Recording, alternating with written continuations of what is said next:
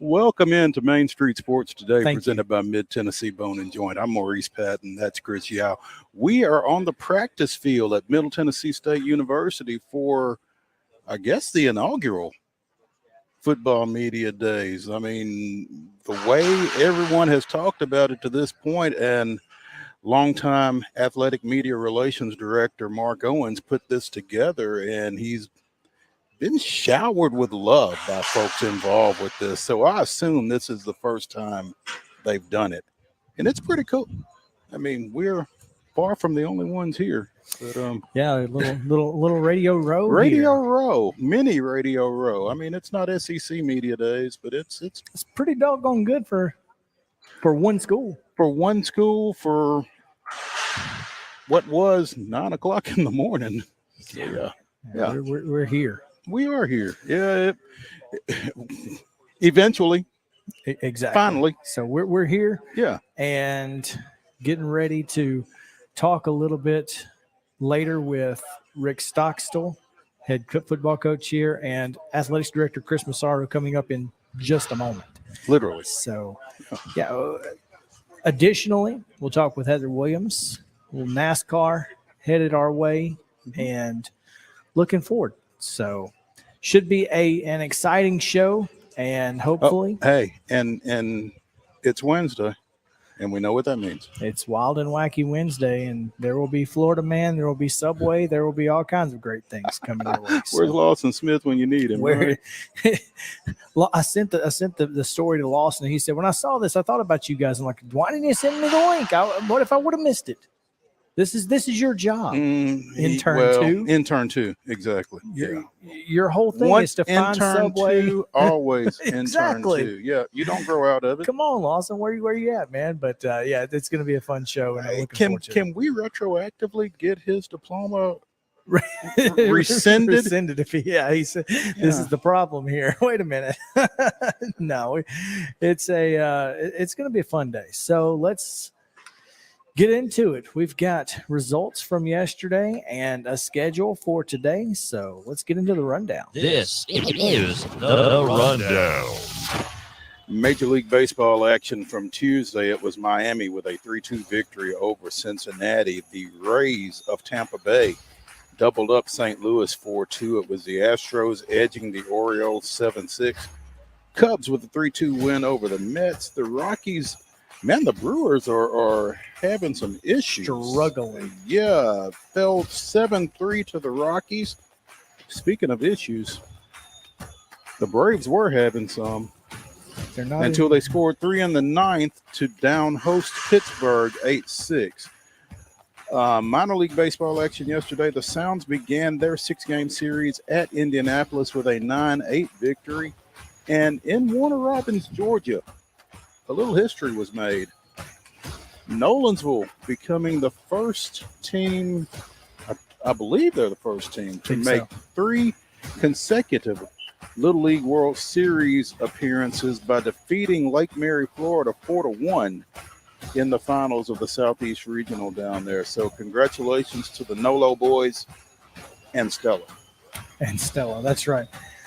WNBA action last night. Connecticut downs Seattle 81-69. It was LA 87, Indiana 80. Minnesota was a big winner over Chicago 88-79. Las Vegas bounces back with a 20-point victory over Dallas 104-84.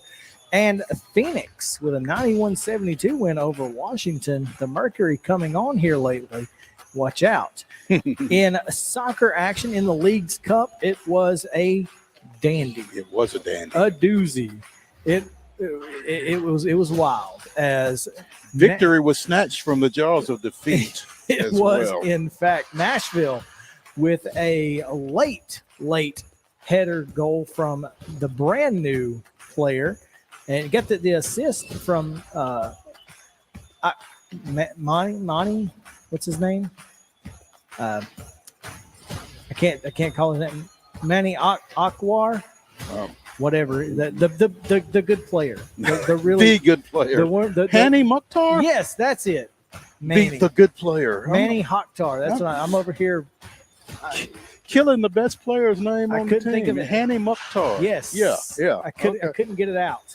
Anyways, he got the assist, got the header goal, and then won in penalties 6-5. They won in penalties after an earlier penalty kick was waved off by Club Americas. That's right.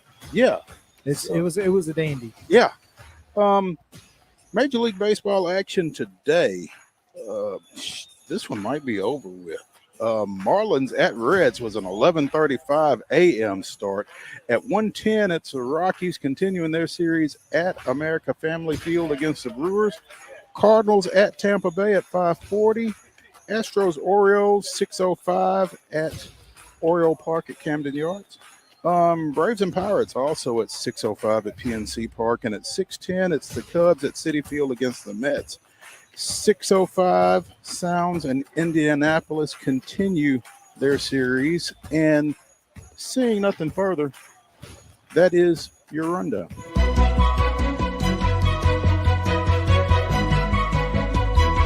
All right, we are here with Middle Tennessee State Athletics Director Chris Massaro at Blue Raider Media Day. This is really cool. We're looking out at the practice field, seeing a little construction on Johnny Red Floyd Stadium. It's going to be a really nice facility once it's done. We've got some drawings here. We'll throw them up on the screen at some point, I'm sure. Yeah, I mean, we got them. We might as well. Yeah, no doubt. So, Mark Owens worked hard on those. I hope you put them up.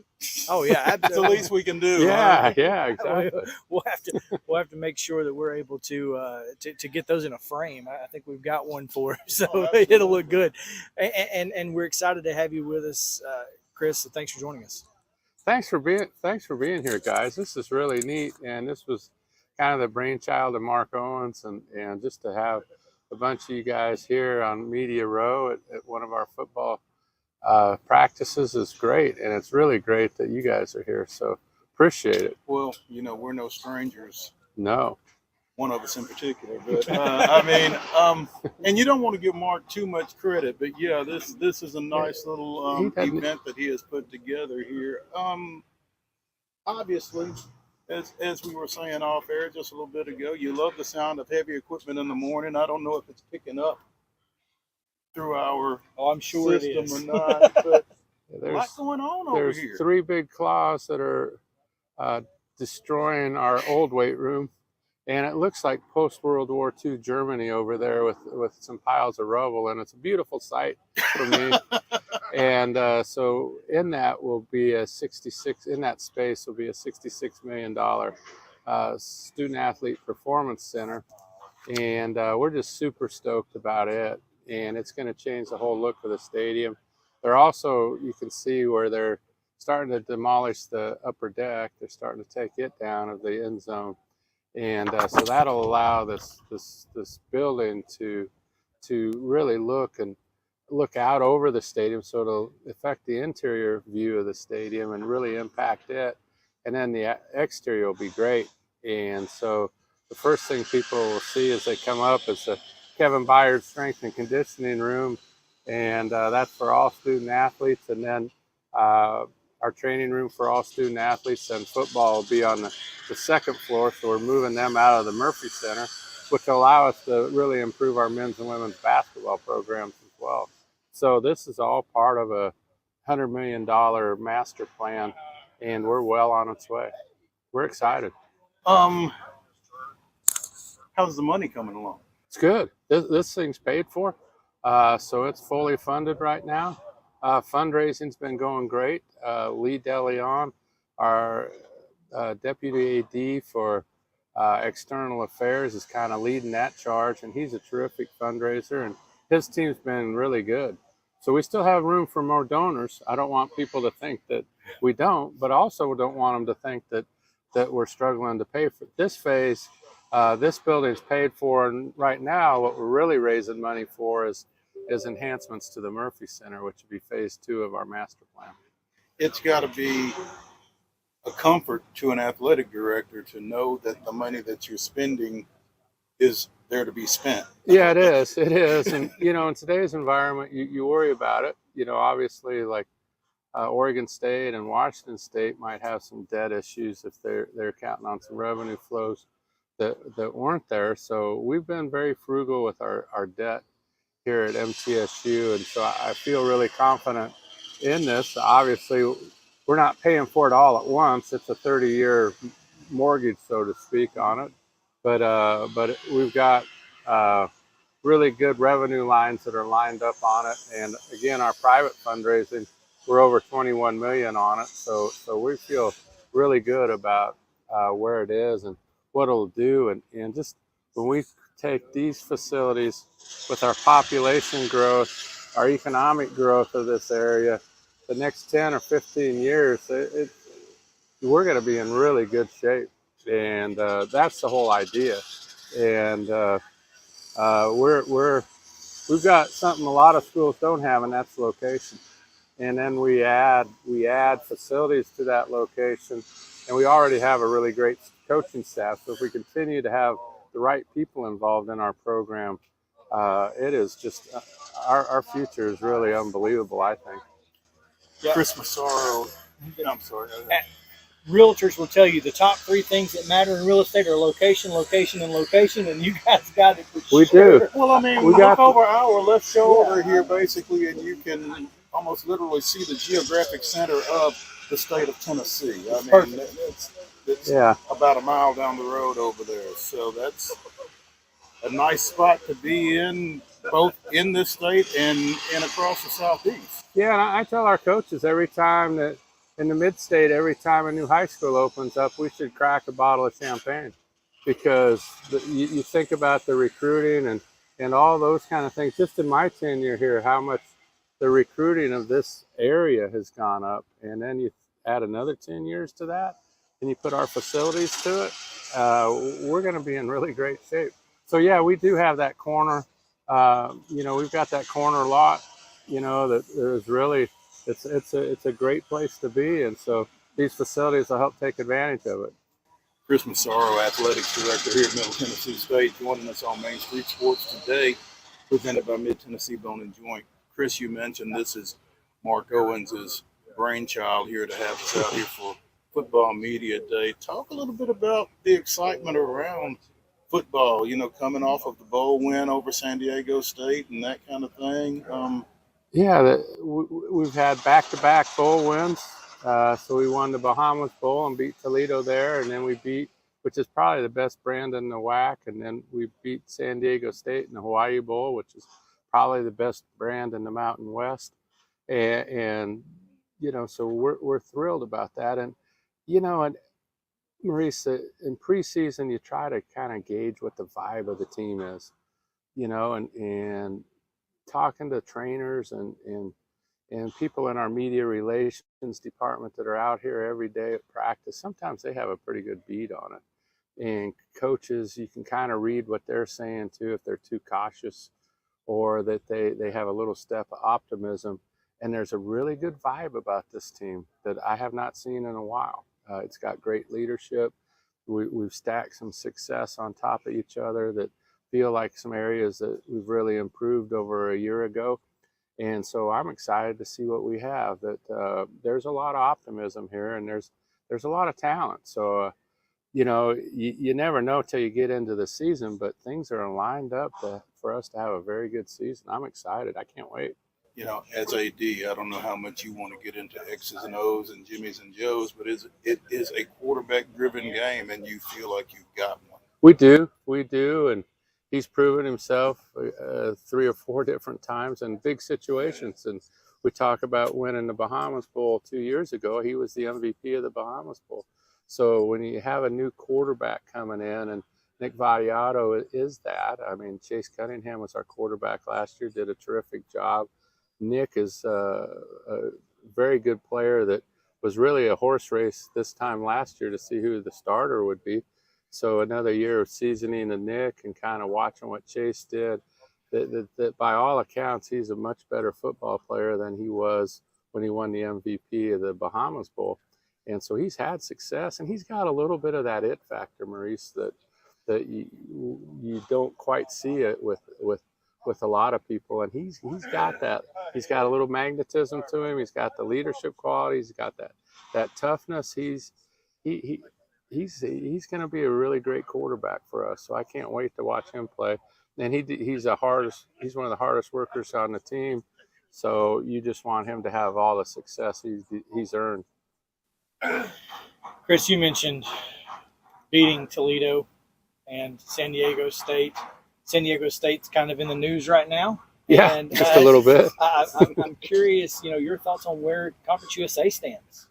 Well, I mean, we went through this a couple years ago, and we've all kind of made particularly the 5 remaining schools made a commitment to each other that we'd stay together. And so I think that there's a lot of optimism about our new league and where we're going.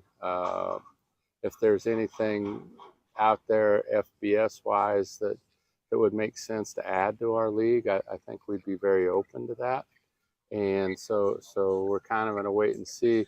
It's one of those things I don't think anybody wants to see happen. Like, as a college football fan, I'm very sad that the Pac-12 is highly endangered, and you think about all the Olympians and great players and great history in almost every sport through that conference. And if it won't exist anymore, that's a little bit hard. I'm having a hard time thinking what Bill Walton will call, what's the Conference of Champions, and those kind of things. It's just, I think we've got some misplaced priorities that I've always felt like, I give everything I can to Middle Tennessee. But also I feel like I've got a higher calling to be a guardian of the game. And I don't think that some of our leadership in some areas across the country really take that role as seriously as I think they should, as being guardians of the game, being stewards of the whole enterprise, not just your little piece of the enterprise. So it makes me sad. I think Conference USA, we're in great shape. We're at 9 members now. We'll add a 10th. So we've got room to expand if we want to. And so we're just kind of in a wait and see attitude. Now, Chris, I saw something as I was getting up and getting ready to come over here today. Matt Insel was talking about he's making a trip down to Huntsville later on today. I think you're making a trip down to Huntsville later on today for a important announcement. And it's at this point, we should probably say that this is being taped. This isn't live. Yeah, no, I think they'll figure that out when we're in studio. When we're in studio later, and send it to this. Yeah, but tell us what's going on in Huntsville. Yeah, well, later today. Yeah, I'm in a button-down shirt ready for my tie. We got a big press conference in Huntsville, and as you guys know, Huntsville is the home of Conference USA basketball tournament this year, and that's really important to us at Middle Tennessee to to get that conference tournament close to us and close to our fans. So we wanted to set up an event that would give our fans a chance to go and see the arena before the tournament, but just as importantly, let our student athletes see it as well.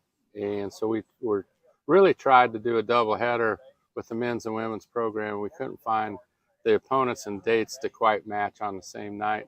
So to their credit, Tennessee bit on it, and we've got a 4-game series with Tennessee where we'll play 1 game in Huntsville, and that's what has been announced by the time this is aired, and that'll be on December the 9th on a Wednesday night, and it'll be part of our season ticket package. So it's considered a home game for us, and I think that it'll be $20 for anyone else wanting to buy a ticket. So it's a reasonably priced ticket. So we play Huntsville, then we go to Knoxville for a game. They come back to Murfreesboro for a game, and then we end the series at Knoxville. So a lot of credit to the University of Tennessee for agreeing to a 4-game series. We're excited because it accomplishes one of our goals. It puts a huge game in front of us in Huntsville in a pressure situation to help us get ready for the conference basketball tournament. So it's a win-win-win-win for everybody, and Huntsville's excited to host the game. They've been terrific. They've went out and sold the title sponsor on it, and so we're excited, and we want to make that southern piece of Tennessee and that northern piece of Alabama.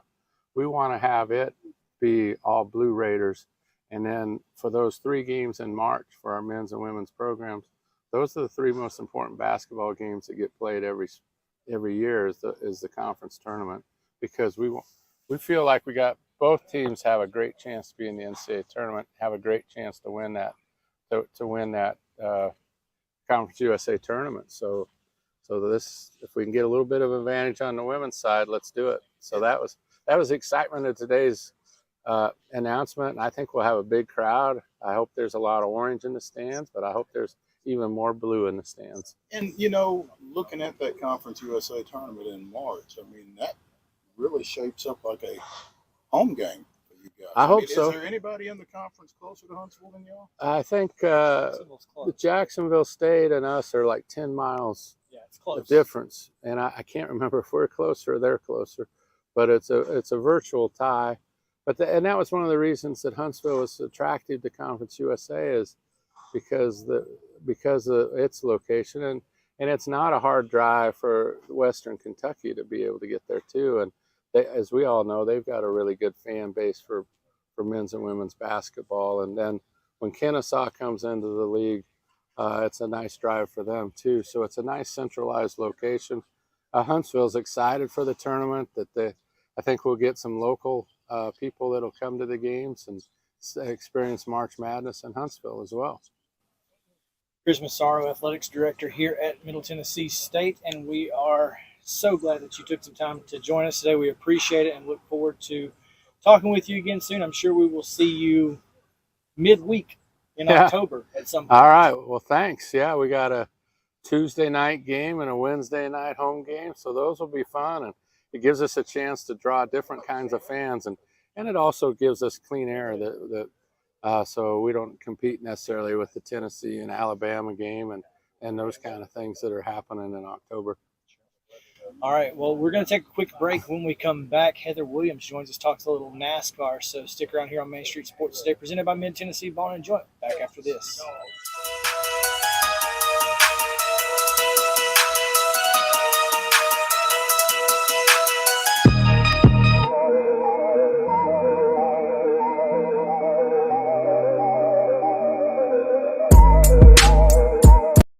Mid-Tennessee Bone and Joint treats your orthopedic injuries and existing conditions. Our trained physicians will get you back in the game faster. Contact us at 931-381-2663 or www.mtbj.net.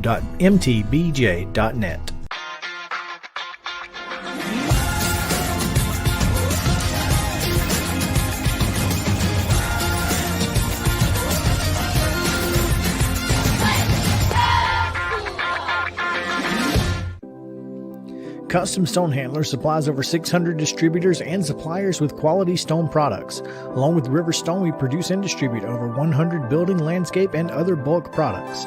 Our goal is to provide quality products, service, and partnerships to ensure our customers' success. We firmly believe that the measure of any person or company is how they treat other people and customers. Give them a call at 931-490-4990 or visit CustomStonehandlers.com. With Lee Company technology, the best handymen are hands-off. Lee Company techs have been using visual findings and other smart technology tools for years to add transparency and virtually take customers along. You see what we see, whether we're in a crawl space or on a roof. With Lee Company, technology helps us help you, no matter what's happening in the world or at your house. You can't see the sights without the sounds. From the crack of the bat to the roar of the crowd and everything in between, discover what Hit City has to offer. Spend your nights cheering on the Nashville Sounds at First Horizon Park with giveaways, fireworks shows, theme weekends, and more.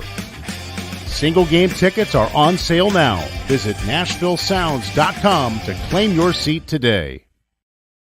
Piggly Wiggly, located in Neely's Mill Shopping Center, is Columbia's locally owned and operated Cost Plus 10 grocery store dedicated to serving the community with low prices and smiling faces. Piggly Wiggly offers fresh, hand-cut meats daily as well as daily hot plate lunches from their deli counter. You're certain to see smiling faces and a helping hand when you're here at Piggly Wiggly. Come by and check out our fresh produce, high-quality meats, and more. Down home, down the street, we'll see you at the Pig. Mid-Tennessee Bone and Joint has been the official sports medicine provider for Murray County Schools for more than 40 years. We specialize in orthopedic service, and our Ortho Quick Walk-In Clinic lets you bypass the ER. Visit us online at www.mtbj.net.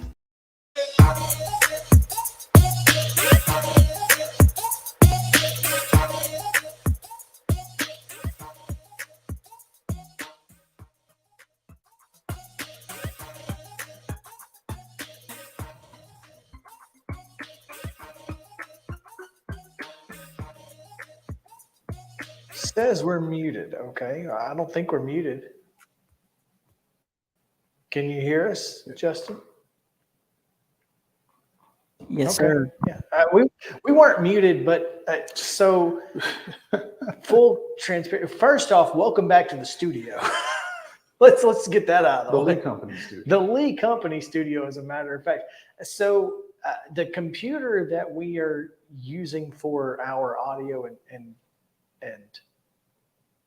and video really is about 3 seconds behind, and there was a repeat of a commercial audio that we were hearing, so I didn't know what was going on. So anyway, it was a lot, but we're back with rain coming in and severe weather. Who knows if there's some juju in the air? We'll see. But anyway, glad to be back here in the Lee Company studio. Since certainly glad to be inside if the weather is coming versus outside like we were this morning. Certainly. I've got grass all over my shoes, and it's just and that's unfortunate. I mean, that's kind of a bad shoe wear selection on your part to be outside early in the morning with the dew and everything else. But these clean very easily. We're good to go. Okay. My Titan shoes they're very, very well made, and looking forward to later conversation going back outside with Rick Stockstill. That's coming up at 3:00. So make sure to stick around for that. But right now we have our weekly visit with Heather Williams, who pulled double duty this weekend on Sunday, watching a little IndyCar and some NASCAR before it was postponed. So you have a lot of racing in this weekend, Heather. Oh, anytime the IndyCar is running, I'm watching that and NASCAR. If I got to get the double screens going, then I'm doing that. I think I've said this 100 times, and it certainly held true this week in Nashville. I think IndyCar racing is the best racing going right now. I think the teams are so competitive. The strategies are fascinating, and I enjoy watching it, and I don't cover it, so I can watch it strictly as a fan. I can have favorites, I can root for people, and it doesn't matter because I'm not an IndyCar journalist, so I could just be a fan. Well, speaking of being that said, though, Heather, I mean, did you make it down?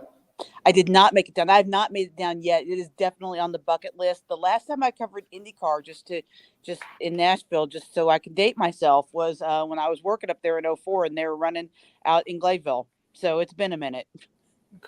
Well, it might be good that you've not made it down, because maybe what the tweaks that they've got planned starting next season might make it even more attractive for you. Yeah, except for I think isn't it moving later in the season, in the middle of football season? It might make it a little more difficult to get down there.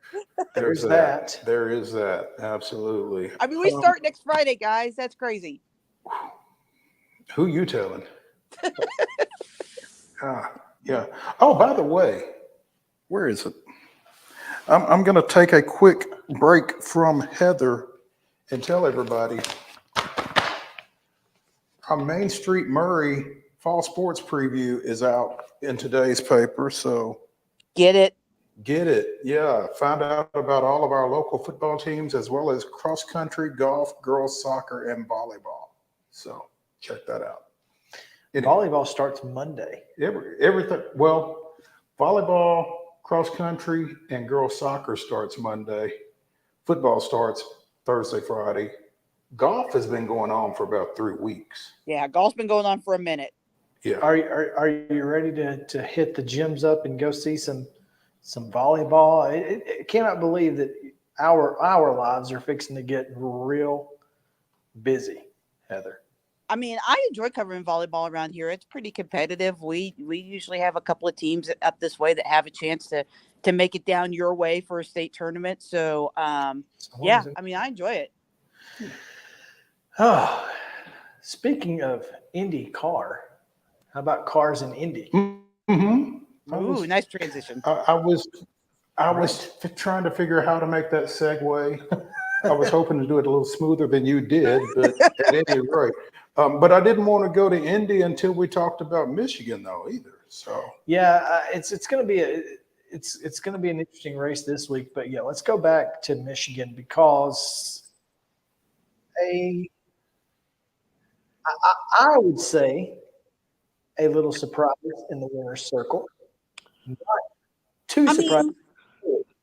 It's surprising, I guess, that he's won back-to-back. It's not surprising that RFK's running as well as they are. They've been trending in that direction and definitely been the most consistent Ford team this year. So, if it had been Chris last week and Brad Keselowski this week, I probably wouldn't have been surprised at all. But, I mean, Chris Buescher, he's always had the talent. Right before RFK went into this little slump that they were in, he was the next big thing, right? He was the heir apparent to the whole Carl Edwards, Jamie McMurray, Greg Biffle high point. He was the next wave. And then, they lost a little money, they lost a little traction, and they fell way behind. But he's always had the talent to be this kind of driver, and truly one of the nicest men in the garage area. And so it's just really nice to see him finally be in really good equipment, and equipment where he can, I don't know if they're quite ready to be a championship team this year. Maybe. I mean, they've got a championship owner driver in the other car, but I don't see any reason why Chris Buescher can't be this year's Ross Chastain, why they can't make it to their way into the championship 4. They're running that well right now. So, I mean, surprising back-to-back, sure. 2 wins? No, probably not so much, but to do it on 2 different tracks, I think, is what's really impressive. Well, yeah, I mean, I don't know. Have we had back-to-back winners in? Not this year. In the next gen car, we have. We did have one this year. Well, because at one time there was, 47 different winners in 47 different races. It felt. Oh no, wait! It wasn't back-to-back. It was like every other. Yeah, this might be the first back-to-back. There was somebody that went because William Byron went. I think William Byron won. Somebody else won, and then Byron won again. I don't think he won back-to-back, but I think he won 2 out of 3. So yeah, this might be the first back-to-back. So, and I think it's a little surprising. Not, again, like you said, not surprising that RFK's doing well. Not surprising that a Ford won. I mean, that a Ford winning is about like water's wet, but Michigan, but for sure. But had to hold off 2 Toyotas. So Toyotas ran fairly well. I mean, Well, and Toyotas have been the kings of the intermediate tracks all year. So sure. holding off 2 Toyotas is really impressive. But I mean, Chris is a guy, man, in the right situation. He'd definitely be a guy that'd be high on my list of people I would want, to be able to pull something like that off, because he's definitely got the talent. Outside of that, great show, really solid showing from Trackhouse, Daniel Suarez and Ross Chastain. Suarez trying to make good on that promise to get in on points that he made a couple of weeks ago. He is, and he needed this run this weekend. I think he's got 2 really good tracks coming up for him in the road courses to do that. And really, he's a fairly decent super speedway racer. Probably not as strong as he is on the road courses. The only thing is that the people around him, save Bubba, that he's battling with, are also really good on the road courses. Ty Gibbs, Michael McDowell. So I think it's still going to be a little bit of an uphill battle for him. His best way in is still going to be to win one of these next 2 races, because those other teams around him are such good road course racers. But I mean, it's certainly setting up about as well as he could ask for, other than to already have a win.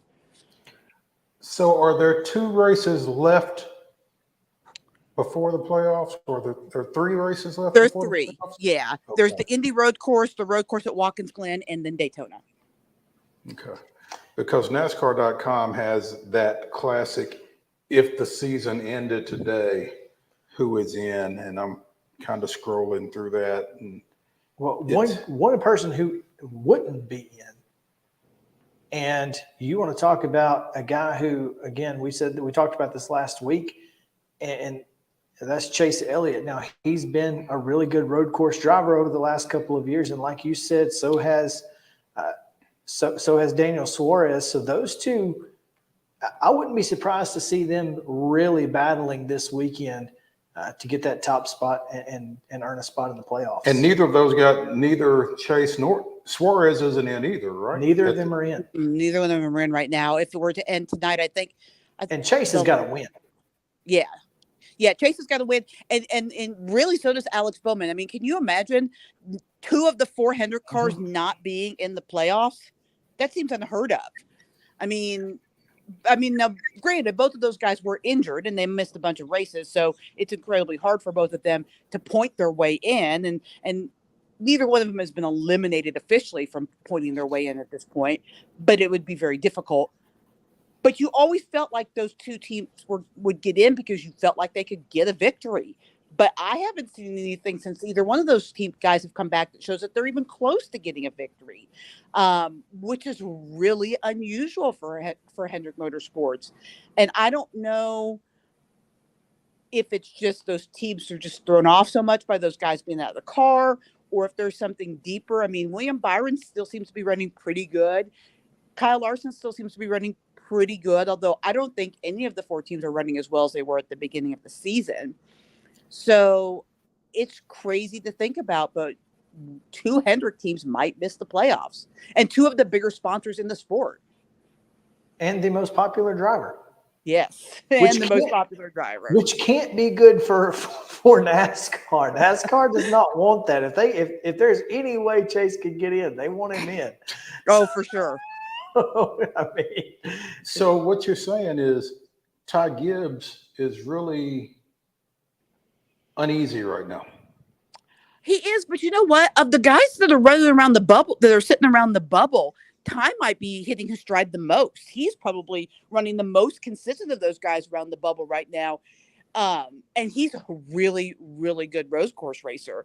I think that first year that he came and ran part-time in Xfinity Series and won like 4 races as a part-timer, I think his first 2 wins were on road courses. I know the first one was on the road course at Daytona. So I think he's I think he's maybe the most dangerous guy of that bunch of guys hanging out there waiting to get into the playoffs or trying to get into the playoffs because of the way he's running and just how well Joe Gibbs Racing in general is running right now. Ty Gibbs is sitting at number 16 right now, just ahead of Michael McDowell, who also very good on road courses. I'm telling you, these two races are going to be insanely competitive. I'm super pumped about these two races. Well, and then by the way, if you don't get in, you got Daytona sitting there. At least we forget Austin Dillon had no chance of making the playoffs last year unless he wins at Daytona, and then he goes down and wins at Daytona. And anybody can win at Daytona. Right. Including Bubba Wallace, who's at number 15. Well, and Bubba's really good at Daytona. But, the thing about Bubba is that he's got a decent enough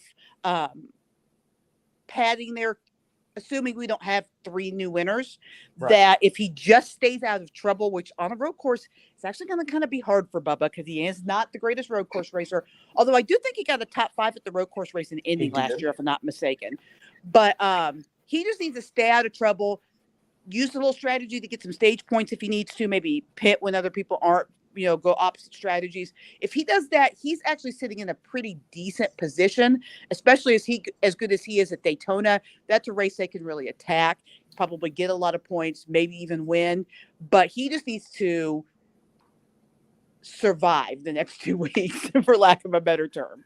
So if that's the rationale, then Heather, then is it basically maybe 3 or 4 guys for one spot over these next 3 races?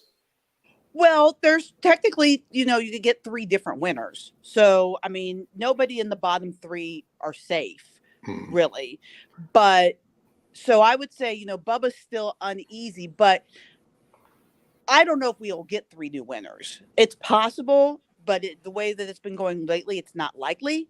So, but I think everybody has to race that's not locked into the playoffs like they need a win. Just to be safe, I think that they need to do that. Keselowski at 13 hasn't won yet. No, but he's super close, and obviously he's the teammate of Chris Buescher, who's won the last 2. I think that he can lock himself in this weekend or get pretty close to it because of how far ahead he is in the points, and then you can only have 3 winners, so provided there isn't a 3rd winner, he could be locked in. In a new winner this week, he could be locked in this week. So I think he's sitting fairly pretty. He's not locked in, but as long as he doesn't have some catastrophic thing happen, I think he's in a pretty good position. I want to ask you a question, Heather, going back to Bubba Wallace, because we've been Bubba supporters on this show for quite a while. And I'm curious, and we all know the issues that their pit crew has had even recently. But I'm looking at last year's statistics. Do you feel like, he has improved as a driver and that 2311 has improved as a team this year? His average start is 4 places better than it was last year, but his average finish is only 1 place better. And yet he's higher in the point. But he's higher in the points. Yeah. He's led more laps. Hasn't finished. Of course, obviously we have more races to go. He hasn't finished in as many top 10s and top 5s, but still Talladega, Daytona, and some other courses he's really good at. I'm just curious if you feel like this team has improved the way that you would expect them to improve between year 1 and year 2. I think that Bubba is having a much better season, more consistent season. Maybe not the peaks and valleys that he had last year, because I think the difference last year is that the valleys were much, much lower than they are this year. Like they're avoiding those 30th place finishes, those 28th place finishes. So, I mean, that's really how you grow, is that you take a 30th place car and you finish with 20th with it, and you take a 20th place car and then you finish 15th with it. So overall, I think they're better. I think that the transition for Tyler Reddick, even though he has a win, has probably been a little bit more difficult than he anticipated, and I think the difference between a guy like Kurt Busch and Tyler Reddick, I think maybe the organization is not as high as they are. I think long term, they're going to be way ahead because Tyler is insanely talented. He is much younger than Kurt Busch and has the potential to be a champion like Kurt Busch was. But I think maybe the transition's been a little more difficult than he anticipated from a Chevy to a Toyota, because that team is not running as well as they were last year before Kurt got injured. So, I think that might be a little bit of a difference in the performance overall from 2311. But you talk to anyone in the garage, and they'll tell you that Gibbs and 2311 and Hendrick are probably, and maybe now RFK too, are probably the top teams in the garage right now, without question, the way that they're running. Sometimes that they don't always get the finishes at 2311. And I think that's just, being a young organization, you got to learn to finish, just like a young basketball or football team would need to. But they've got the talent and they've got all the goods. And everyone in the garage that I've talked to will throw them in that top tier of teams when you ask them. Perfect. I just, I was really curious on your thoughts are there. And I think that's a fair assessment. And obviously they're only going to get better over time. And like you said, I really think, I think you're right. Tyler Reddick is going to be a superstar. So this team is on the upswing, and looking forward to this week. Like I said, these next two races are going to be incredibly competitive. You're going to see, and that's one reason that if you're Bubba, you want to just stay out of those folks' way. You want to stay out of Michael McDowell, Chase Elliott. You want to stay out of AJ Allmendinger's way. Just stay out of their way completely, and let them just get around the track, huh? Let them take each other out, and maybe by the end of the day, you might be the only one standing. Who knows? Well, and that's kind of what happened with Bubba last year. There was a lot of attrition in that race last year, and he just stayed out of trouble. He just kept his nose clean, and then look, all of a sudden I'm in the top 5. What do you know? Yeah. Before we get you out of here, there's a whole big hullabaloo. I can't say that word. Hullabaloo. Hani Mokhtar Oh, on about Noah Gragson and whether or not he's suspended, fired from Legacy Motor Club. What is his status? He's not fired, I guess you could say, yet. Why did he get suspended? He got suspended. Okay. So we'll just kind of do this in chronological order because I think it's important. Before anything happened where he ended up getting suspended, there was a report from the Athletic that he was possibly going to be replaced at the end of the year. Before any of this happened. Before any of this happened, yes. He's not running well. Believe he's 28th in the points, somewhere in that range. He's been hang on just a second, Heather, because this reminds me of a saying that I have used with Chris on more than one occasion. You can lose games. You can not be a very good person. You can be a jerk. But you can't do both. Right. Correct. Go ahead, Heather. I think that's fair for this story. He's not a Toyota driver, and Legacy Motorsports or Motor Club is switching over to Toyota next year, and they really want John Hunter Nemechek back in a Cup car. So the rumors started leaking at the beginning of last week that they were looking to possibly put John Hunter in that car next year. So then Noah goes and makes it easy for him. Well, I don't know if Noah did this. I don't know when Noah actually did this because it was discovered last week that he liked an inappropriate tweet, reportedly about the death of George Floyd. Sometime between when the tweet it's an Instagram post. Sometime between when the post was put up in March and now. So he could have done this in March. I don't know, but it came across somebody's in front of them this week. Let me stop you again. Is this a UT Jeremy Pruitt deal? Yeah, I'm telling you, they are out there planting evidence at this point. So when it was brought to Legacy's attention, they suspended Noah for this race. And then when NASCAR found out about it, NASCAR suspended them immediately because NASCAR has a zero tolerance policy on these things. Now, immediately could be 1 week. When Denny Hamlin had an insensitive tweet about Kyle Larson, which it was a little bit different. It was a Family Guy clip that had an Asian person in it. He said it was not meant to attack him in that way, but on his driving. But he went through the road to recovery and was back the next week, right? Suspended immediately, indefinitely means you're just suspended until you go through the steps that we feel are appropriate for you to come back to the sport. So immediately could be 2 days. It could be 2 months. It could be whatever NASCAR. Well, Kyle Larson. Right. His was half a year. He was gone forever.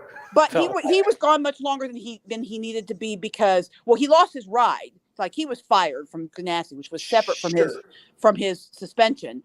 But also once he got fired, he was like, well, I'm not going to run NASCAR. I'm just going to go play at World of Outlaws all summer.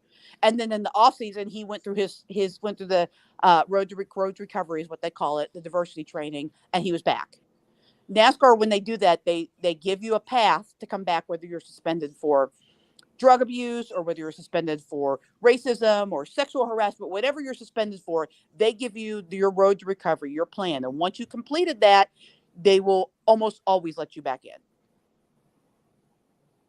Okay. So again, still has a job for now. Now, okay. I mean, the thing is that, so it's a little complicated because Noah's family money is intertwined there in Legacy and with, the sponsorship and stuff. So I just going to assume that that's all that's holding this up, that's being worked out and those exit plans are being derived. And then he'll be gone. I think Noah is an insanely talented driver. I mean, if you look at what he did last year, I think he won 7 or 8 races, something just insane like that in the Xfinity series. Sometimes it's just not a great fit. And I don't think that Legacy was a great fit for him. He was having a miserable season and had been miserable all year. And I just don't think that was doomed regardless of this event. And then as Mo pointed out, you can be bad at your job, you can be a jerk, but you can't be both. And I think that that's pretty much sealed his fate there. Though nothing official at this point.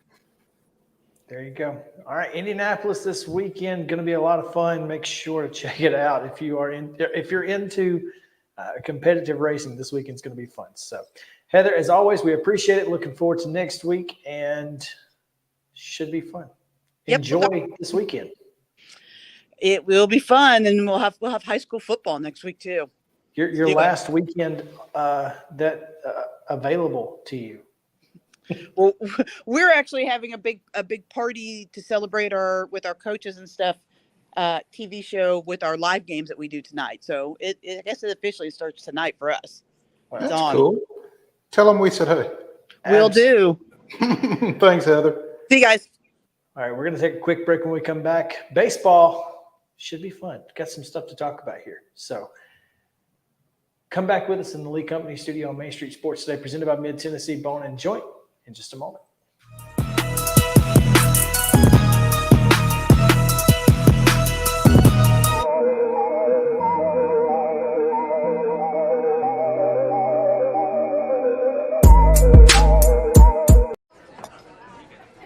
You've been putting back a few, and a few becomes a few too many. For a moment, you think about calling for a ride. Nah, you live nearby. What's the worst that can happen?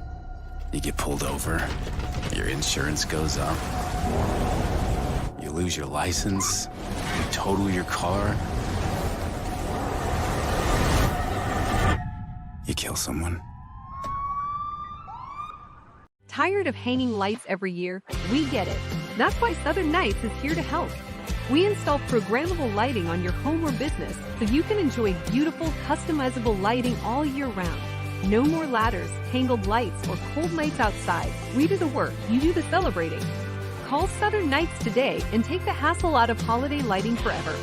For a free quote, give us a call at 931-241-3074 or visit our Facebook page at Southern Nights. Y'all, I'm serious right now. They have a dragon here. I saw it. But no, they don't. There's no such thing as dragons. I swear, I saw it. It had huge claws. Get out of here. It had eyes as big as the moon. Come on, I'll show you.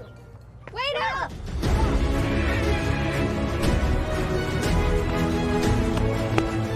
Do you hear that? We're almost there. Whoa! I told you so. That is a dragon. Let your child play like the pros this fall season and join Titans Flag Football in their NFL Flag Football League. Titans Flag Football is no contact, easy to learn, convenient with teams meeting once per week for practices and games on Sundays. And we cannot forget it's ridiculously fun. Teams are co-ed with ages from pre-K through 8th grade in select locations across Middle Tennessee. Visit TitansFlagFootball.com and sign up before registration closes on September 4th. Let's play together and win together this fall season with Titans Flag Football.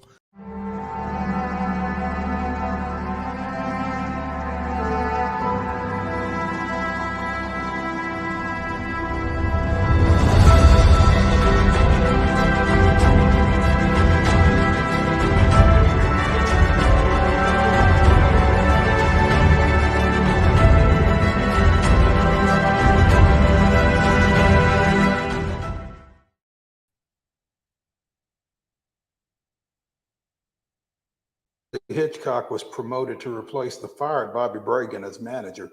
The Braves edged visiting Los Angeles 2-1 in Hitchcock's debut as Felipe Alou hit a leadoff homer off Sandy Koufax, and Eddie Matthews added a walk-off bomb in the ninth to deal Koufax the loss. Both starters were on the mound at the end as Koufax struck out 9 in 8 1/3 innings, and Atlanta's Denny LeMaster K'd 10 in the complete game victory. That was this day in Braves history. Both starters ended the game. Hey. Pittsburgh threw 7 Monday night. Yeah, it's a different world we live in, Mo. And you know what's so crazy about it? This is the wildest thing. How arms in youth league up to college are just absolutely brutally overused. You get to the pros and just get through 5. Well, what's crazy to me, though, in that whole thing is we talk about how much better the athletes are now than they were then and all that other stuff. And yet, but if you go 5 innings, man, I'm whooped. I can't go for another 5 days. I mean, and those guys were doing that in 4-man rotations. Yeah. They were doing it every 4th day. It's wild. Get off my yard. Yeah. It's a little ridiculous, but yes, it that blows my mind. Blows my mind. Talk a little bit about last night. Braves were struggling, just kind of trying to keep up, and they stayed within striking distance, and that was all they needed to do. And you just feel like sooner or later that offense is going to do something like it did last night. And I have to back off of a statement that I made on these same airwaves a couple of days ago. Not only do I not want to see Yonny Chirinos in the postseason, I don't think I want to see Yonny Chirinos anymore this season. It was rough last night, but hey, and he's not been good at all based on just now. Here's the thing, stats. as somebody and said, yet, the Braves are 4-0 in games Yonny Chirinos starts, so he can pitch as bad as he wants as long as we keep winning. I guess. I mean, do you know that we got to get through 162 games? Yeah. Do you know that last night was only the 3rd time the Braves have won their last at bat? And that's kind of crazy because they kind of made a living off of that the last 2 or 3 years. Yeah. But how many games have they trailed? That's part of it. That's part of it. But you know, it blows my mind that it's only the 3rd time that they've won in late game fashion like that. So, but yeah. I think it kind of blew Pittsburgh's mind. Here's the thing. This offense is fantastic. Has been fantastic. The bullpen has been really good. but nobody sans Max Fried in the starting rotation has been good since Max got back. Yeah. But that's not going to, that trend's not going to continue. I don't think that trend is going to continue, but, you know, again, that rotation has been pieced together with bubblegum and chicken wire since late April, early May, really. I mean, with Fried out, with Wright out. I'd be interested to go back and see how many guys have made starts for Atlanta this season. I'd say it's close to 10. You're probably closer than not.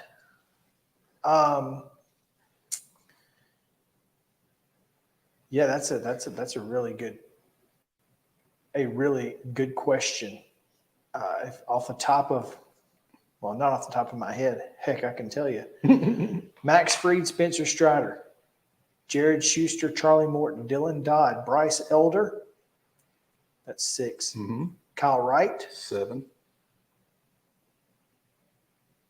We got to go a ways to get another one. There's Alan Winans who came up and made a start. There's Michael Soroka. Colin McHugh started? Yeah, he was an opener. Okay. So that's going to be Jesse 11. Chavez. 12. Then, but go ahead. Where are we at now? I think we're at least 8 now. I think we're at 9 with those two. Soroka makes 10. Smith Shawver is 11.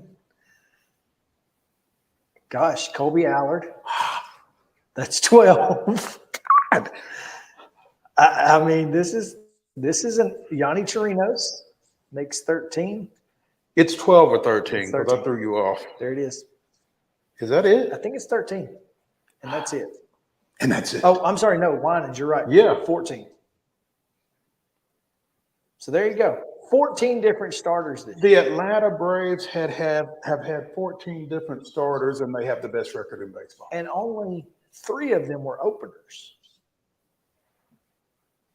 That's the thing. I mean, that's fine if you've got 14 different starters and 6 or 7 of them are openers. Yeah. But that's not the case. They're just, I mean, Schuster, Dodd, Soroka, Smith, Shawver, all of those folks were just kind of, thrown in at some point. Mm-hmm. Would you rather see Yanni Chirinos or? At this point, I would rather see Soroka than Yanni Chirinos. I would rather see Smith Shawver than Yanni Chirinos, just because both those guys, I feel like, have futures with this organization, and there can be some type of long-term benefit from those guys getting starts at this point. That's what I think too. I think I'd much rather see Soroka, Smith, Shawver, Winans, any of those 3 getting the rest of the starts the rest of the way, just to keep them, just to get them. I mean, look, they're going to go out there and win some. Mm-hmm. They're not going to lose every game. No, they're not going to lose every game because this offense is going to score 9 or 10 runs for them. So just get them what they need to get.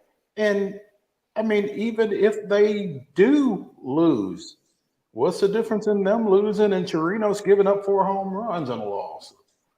Exactly. Hell, or Charlie Morton. Yeah. I mean, there's no difference. So anyway, tonight, rubber match in Pittsburgh. No, they got 4. Yeah, that's right. They do have 4 in Pittsburgh. Need to win tonight to ensure the split. Let's do that. Yeah. Who we got? It's Fried. Should be Fried. It's Fried tonight, and Quinn Priester, 22 Does he make pecans? Does he make pecans in Alabama? No, he's from Glendale Heights, Illinois. The 18th pick overall in 2019. Wow. 2-1. Okay. With an 8.69. Jeez. Lord have mercy. Who is the dude for the Nationals that Joe Simpson said the Braves are going to score some runs? Eric Fetty.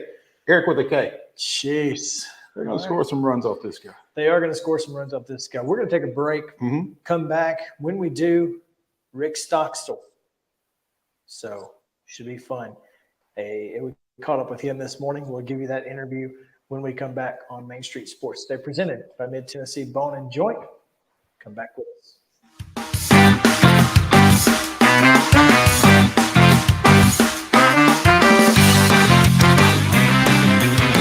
Mid-Tennessee Bone and Joint treats your orthopedic injuries and existing conditions. Our trained physicians will get you back in the game faster.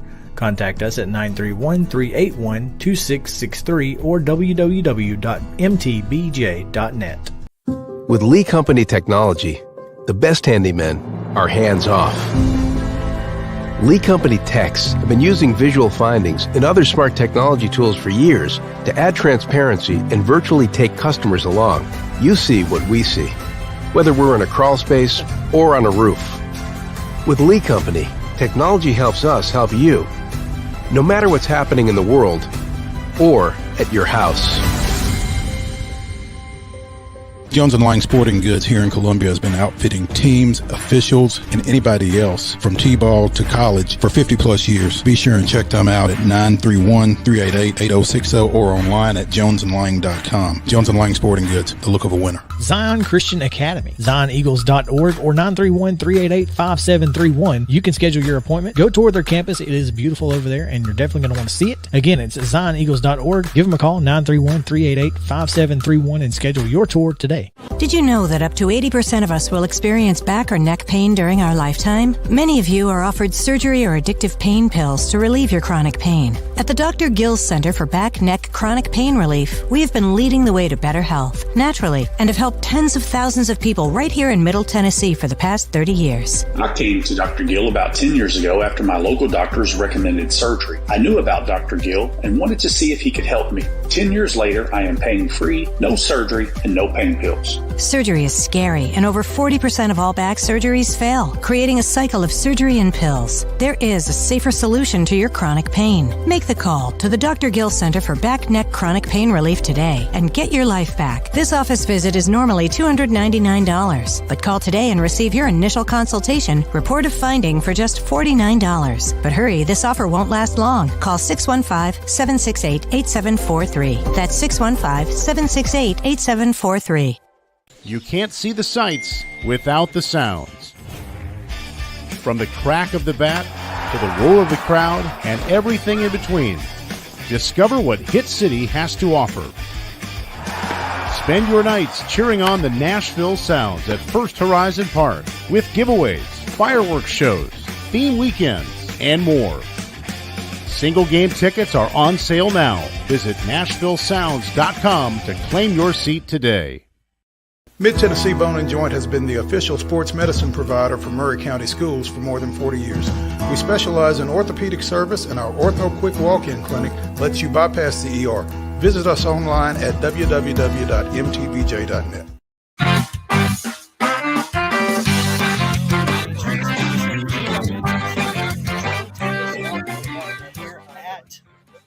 Practice. We talking about practice. Not a game. Not a game. We're talking about practice, but we are talking about practice with MTSU football head coach Rick Stockstill joining us here. Coach, thanks for taking some time. Yeah, appreciate you guys having me on. Thanks for coming out here. It's going to be an exciting day for our team and everybody to be able to be out here. Mark Owens done a great job setting this thing up. Man, Mark is getting a lot of credit. We're going to have to take a pen and pop his head just a little. Bring it down just a little bit. But seriously, Rick, what's the first week of practice look like for you guys? I've been really pleased and impressed with our team, Maurice. I like the intensity that we're practicing with. I like the attention to detail. I like the leadership that we're getting right now. Guys have got a great work ethic. They're working hard. So this will be our second day in full pads, and I think number 7 overall practice-wise. So I like where we're at. Obviously, we got a long way to go. We're not a finished product yet. But, after a week and a couple days, been very pleased with where we're at. I guess you need as many positives as quickly as possible when you're considering the fact that you open your season at Alabama. Yeah, and first 2 games, we're in the SEC, so but that's okay. I mean, that's you know, we're not going to back down. We're not going to be in awe of anybody. And, you know, we've beaten guys, you know, Syracuse, Missouri, you know, Maryland, Georgia Tech, those guys before, and then last year with Miami. So we're a confident team, and that doesn't mean we're going to go down there and beat them just because we beat Miami last year. We got to play well. We got to play really good.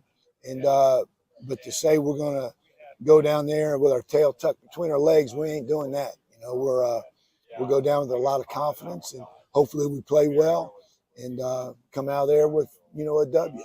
And again, I mean, every team is different, obviously, but the fact that you do have that background of, again, having gone into some tough places and having beaten some good teams has to help.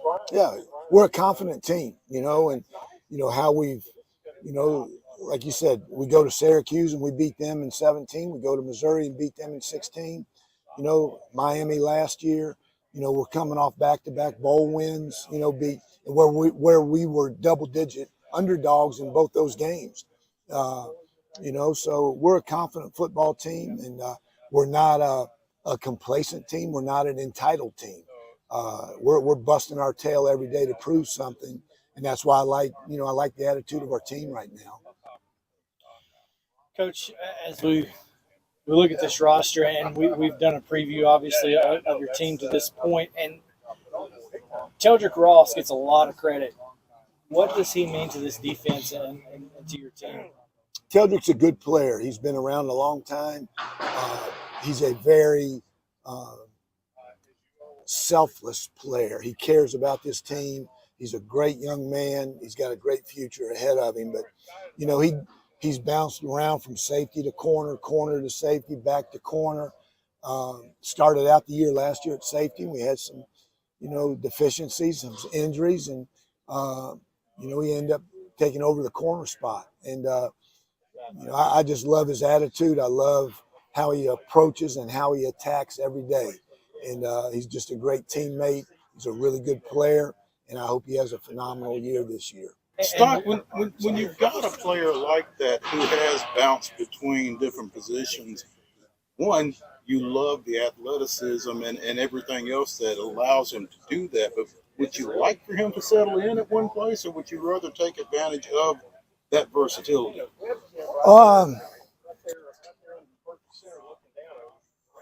I think he has settled into a corner. You like the versatility, you like the athleticism, because he gives us the ability, if something happens behind him, you know, he can go back there and we can put somebody there. So where we don't really drop off from a talent standpoint that much. But, you know, to me, he's probably settled in more at corner now. Knock on wood, unless something, you know, happens from an injury standpoint somewhere else. But, you know, he gives us the ability to, you know, he can go inside and be a nickel. He can go inside and, you know, be an inside corner. He can stay outside and be a corner. So he gives us a lot of flexibility within our defense, you know, even though he's primarily at the outside corner position.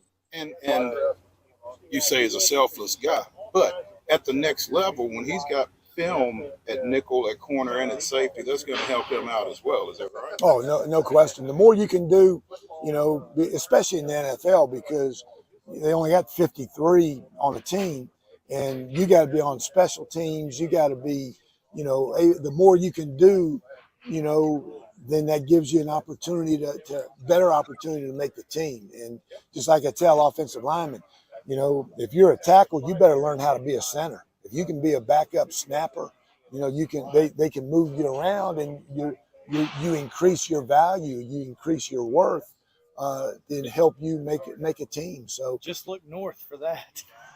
The versatility on the offensive line has come in crucial for the last couple of years with the Titans. So yeah, absolutely.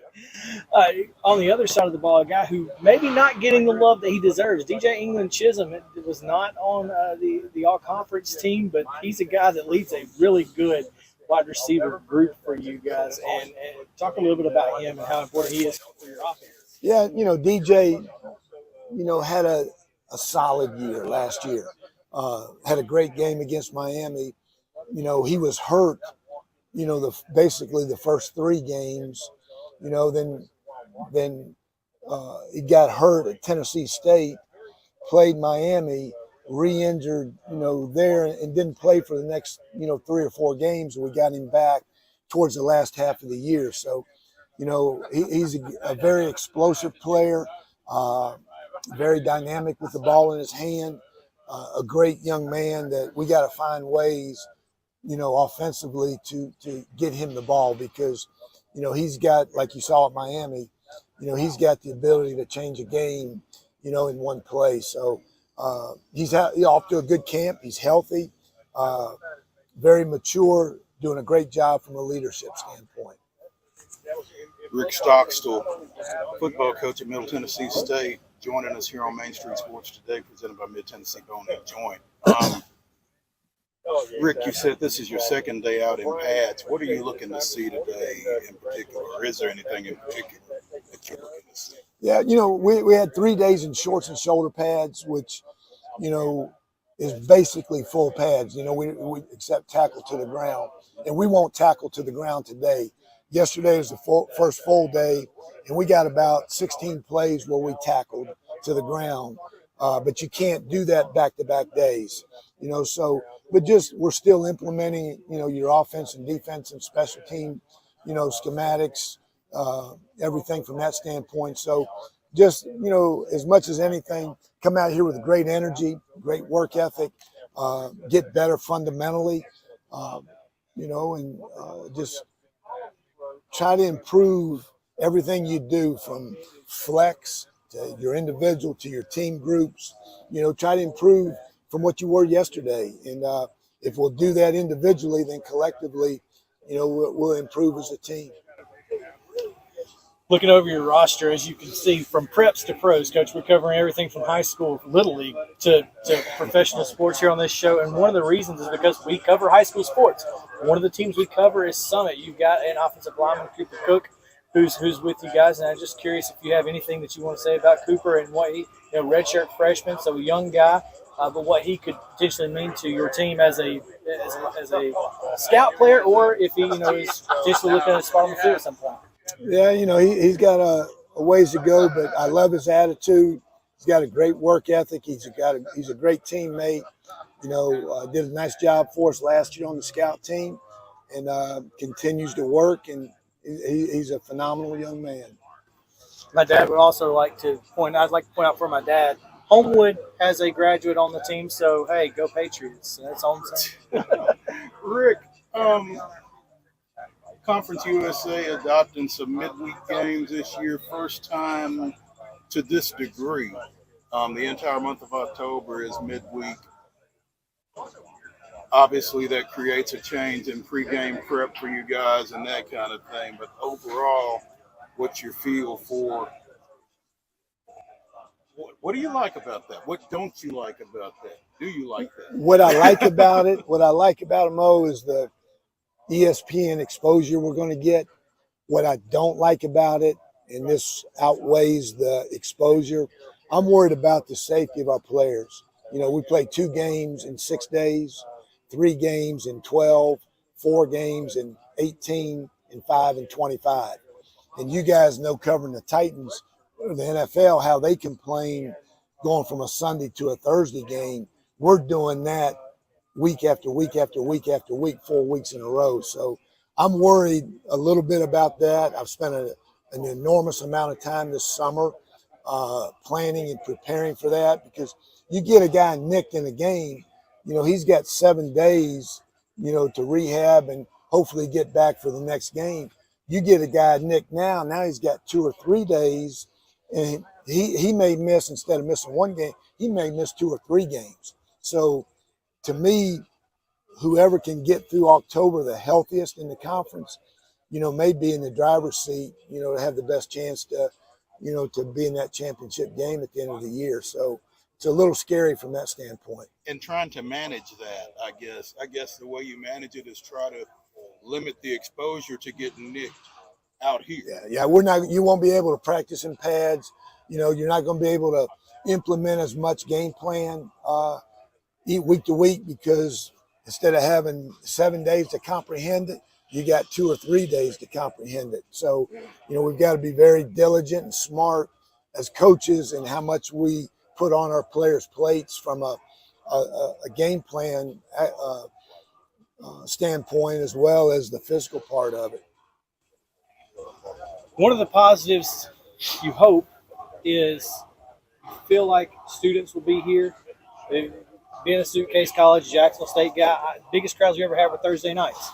Hopefully you'll see some bigger crowds here and a lot more student interaction on those midweek games. What would you say to those students and how important it is for them to be here? I'm hoping you're right. I hope, you play a third. There's not many classes here on Friday. Right.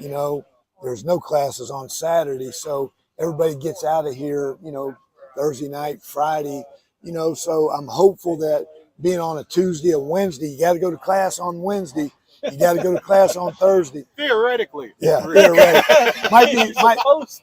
might be late if they go down to Happy's or Whiskey Dick's and they stay down there too long. They might be a little bit late. But I'm hopeful that they'll come because they have a big impact on our players, and just the energy and the juice coming out of that tunnel, and you see that side of the field or side of the stadium filled up is exciting for an athlete. So hopefully they'll come and really embrace the Middle Tennessee school spirit. Rick, you talk about the energy and the juice. What when this rubble gets out of here and that new facility gets over there, what is that going to do? It's a game changer, Mo. It's a game changer for this program to have our own football facility. We've gone since I've been here with the worst facilities in the conference, whether it's in the Sun Belt or Conference USA. And that's why I'm proud of our players and our team and our coaches of what we've been able to accomplish with what we've got. And when that gets here, Mo, man, it's going to be it's going to make our current players or in there feel good about what they've got. We don't have any NIL money, but we can give them great facilities. And so that, I think it'll attract, possibly portal guys that you're getting because they're used to the Taj Mahal of facilities wherever they're coming from. So now they're coming to some really nice facilities. So it'll be a game changer for us. We talked with Chris Massaro earlier about quarterback situation. Nick Vattiato, MVP of the bowl game 2 years ago in the Bahamas, just really had a great season last year behind Chase Cunningham, helping keep you guys, prepared. What is he going to be like for this team, particularly now that it's his team? Yeah, I'm excited about Nick. Nick did a great job in January, winter workout, spring practice, the summer. He's really done and stepped up as a leader of this team. The team respects him. He's a good player. We as coaches respect him, respect his work ethic. And, this will be the first time he's started opening day. But he started, 5 or 6 games. He's played some games when Chase got hurt in 21 and then when Chase got hurt last year. So I think, he's ready for this challenge. And he's a good player, and I think he'll have a good year and be a really, really good player in this conference. And Stock, anytime you can go into the year with a somewhat proven commodity at QB1, that kind of puts you a step or two ahead of the game, does it not? Yeah, you really feel good about, what he can do well and what he doesn't do well. So it's not like it's the first time going out there and you're going to see how he responds or reacts to the big lights. Mm-hmm. We already have seen that. So, now we've got a better feel. He's been in the program going on his 3rd year. So we've got a good feel of what his strengths and weaknesses are. And, so I'm excited about Nick. I love the kid. I love what he did in 21, giving up his redshirt year without a blink of the eye. And a kid means a lot to me. Rick Stockstill here with us on Main Street Sports Today, presented by Mid-Tennessee Bone, and joined the Mobile League Company studio this morning here at practice. And Coach, we appreciate you taking some time with us. We look forward to a lot of. I'm sure we will be at a lot more MTSU games this year than we probably have been in the past. So, looking forward to a great year and good luck. Thank you. I appreciate it. Thank you very much. Thanks, Mo. Thanks, we'll be right Mo. back here on Main Street Sports Today right after this.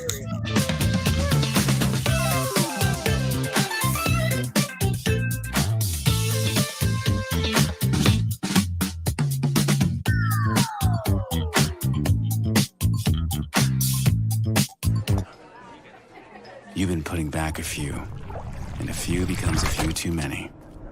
For a moment, you think about calling for a ride. Nah, you live nearby. What's the worst that can happen? You get pulled over, your insurance goes up, you lose your license, you total your car, you kill someone. This is Chris Yao with Main Street Sports Today. Every show, Mo Patton and I welcome friends from all across the sports landscape, from high school coaches and reporters to national, college, and pro sports personalities. You never know who might stop by for a chat.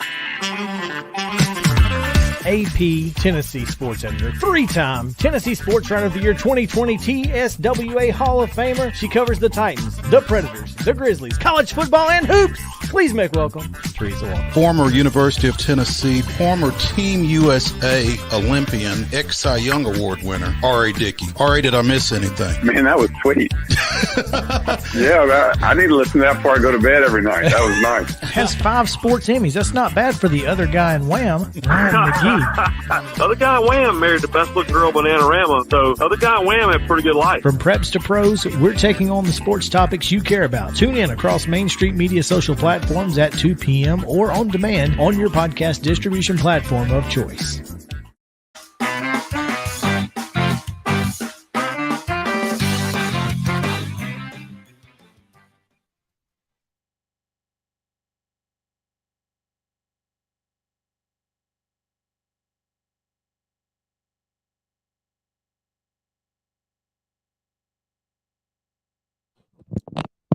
Looks like that delay's back, fellas.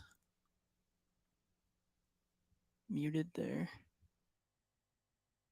Promo all over again. There we go. I don't know what's going on. Can you hear us now? Yep. We're back. All right, good. Okay. He can hear us. Well, that's great news. Yeah. Great news.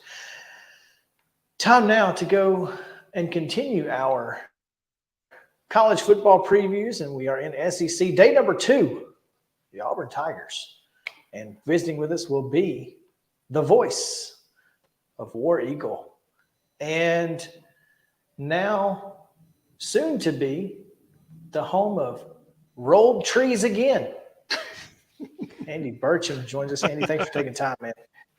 Chris, Andy, Mo, I'm glad to be with you today.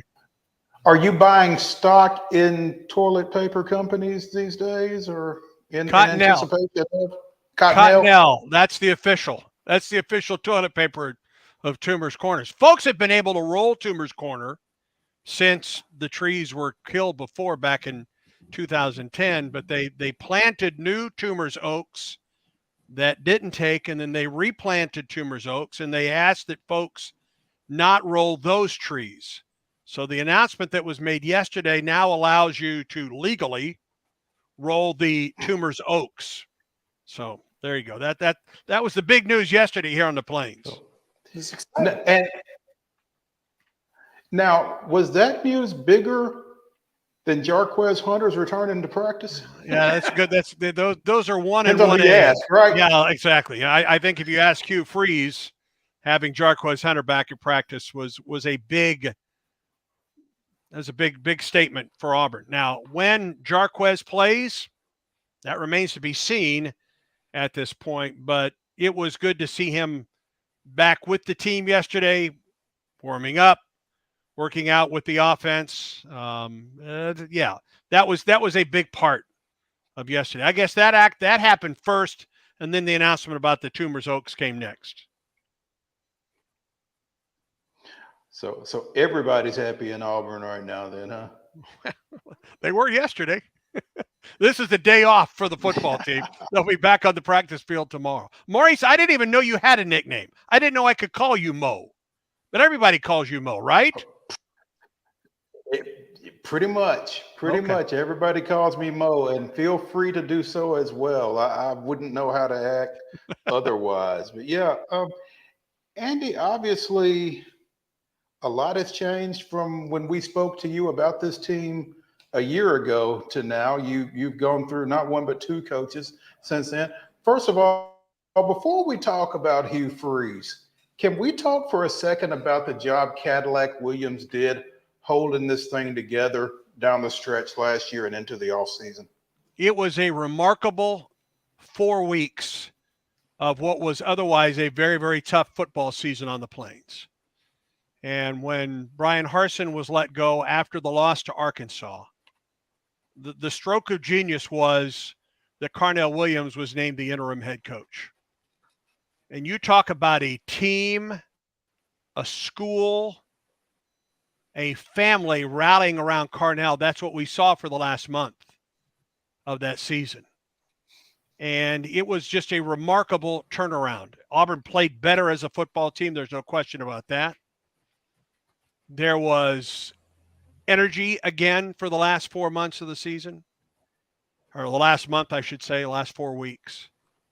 And the game that featured Auburn and Texas A&M at Jordan-Hare Stadium late in the season, which featured two teams that weren't going anywhere in the postseason, was as energetic as an Iron Bowl would have been at Auburn. And I'm not exaggerating when I say that.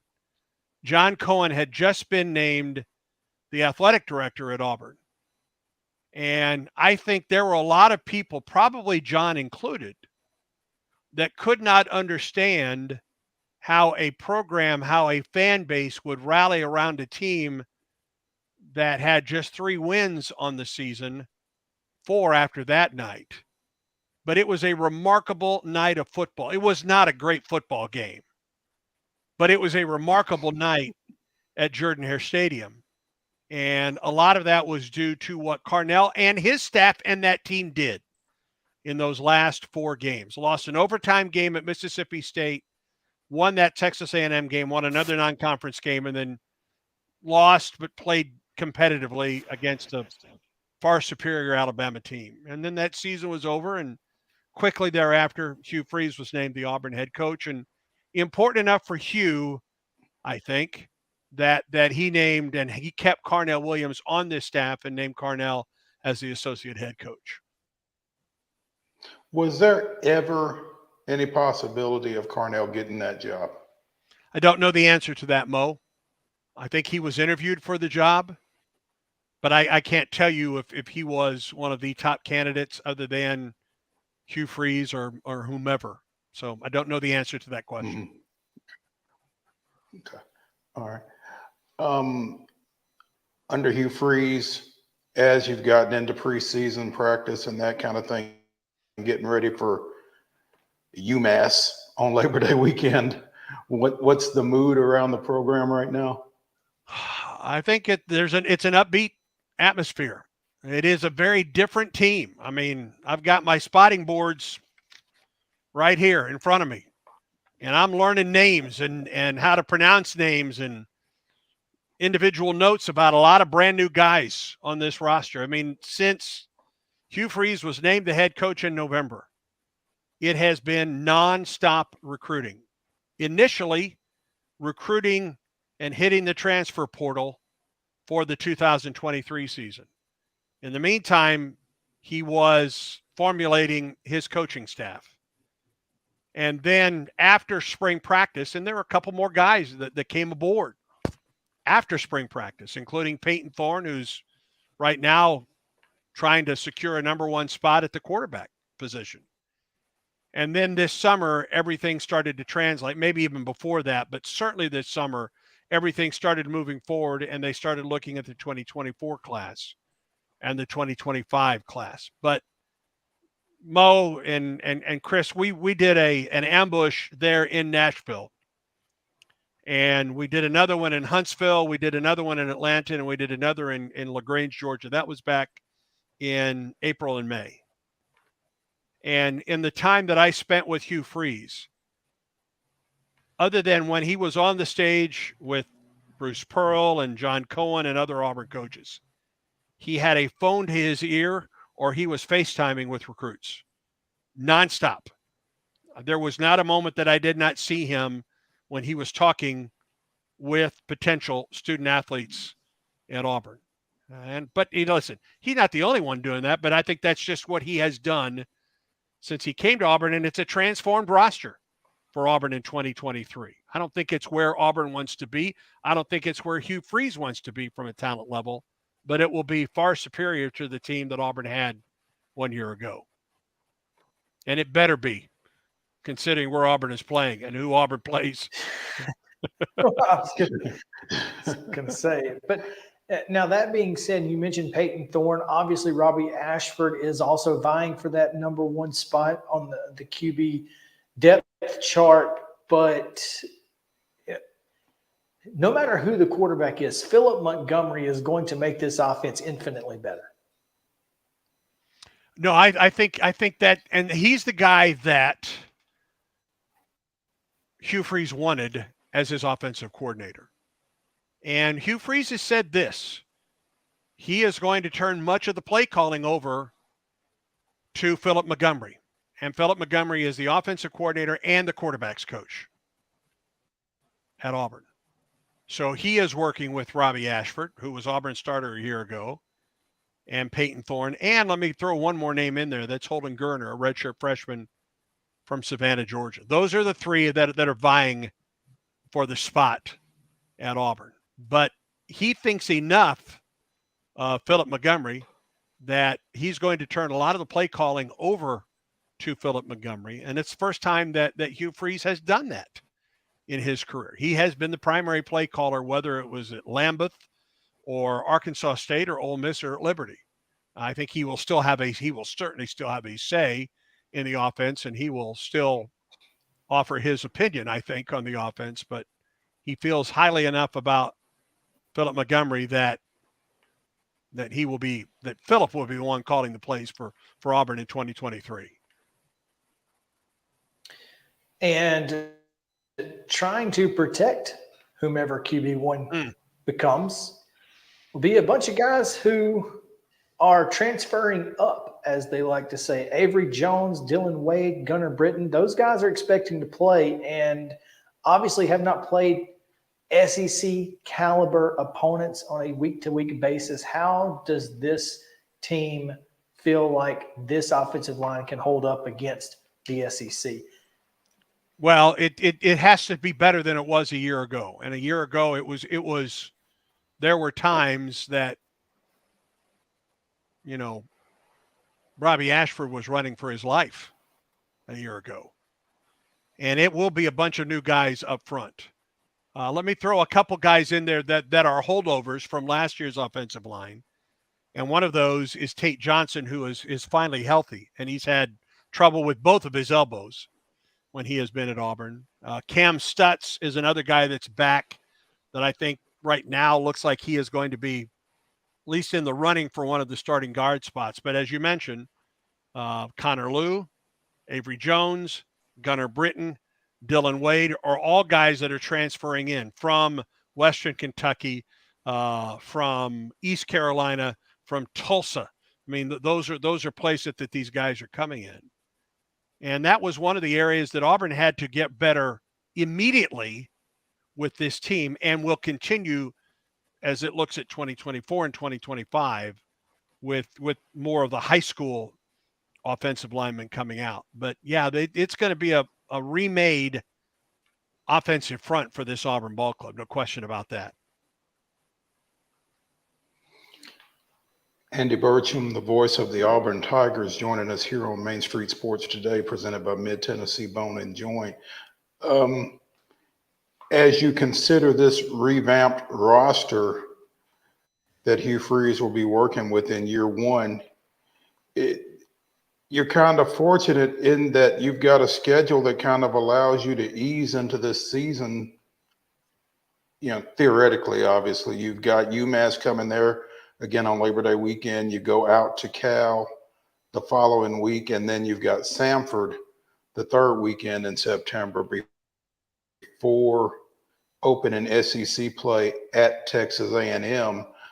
So, I mean, basically, Freeze and this coaching staff have 3 weeks of opportunities to really get to know their personnel and what works and who works and that kind of thing before you really start playing games that matter, I guess. Yeah, and then then it's Texas A&M and Georgia and LSU and Ole Miss and Mississippi State and a good Vanderbilt team there in Nashville and Arkansas before you get New Mexico State on November 18th. So those three games going into A&M are really important for Auburn, and 2 of those are at home against UMass and Samford. You go to Cal, and I'm not sure what kind of team we're going to see in Cal, but that's also Auburn's first road game with a brand new team, a brand new coaching staff, and you're going across the country to do that. So I think there's some unknowns with that Cal game at this point, but you better have it buckled up when that 4th week rolls around and you're going to Texas A&M and Bobby Petrino running that offense for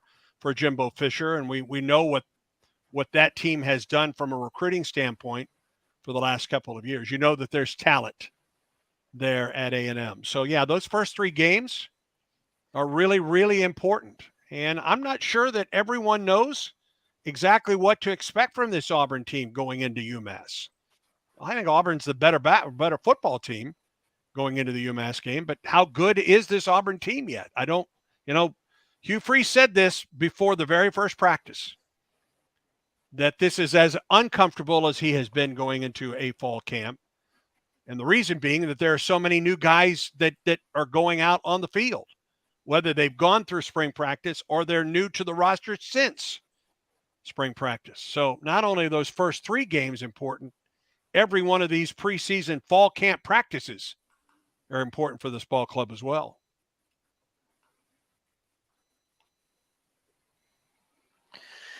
Andy, on the other side of the ball, got a pretty darn good coordinator as well, Ron Roberts. Was at Baylor over the last few years, and this is a guy. He's not going to have as much help from the portal as the offensive side, but this guy, you feel like he's going to make the defense at least competitive week in and week out. Yeah, and you look at the front 7. I mean, Auburn's secondary returns almost intact at this point. And Auburn has veterans in the secondary. But you lose an Owen Papo, you lose Derek Hall up front, you lose Wooden up front.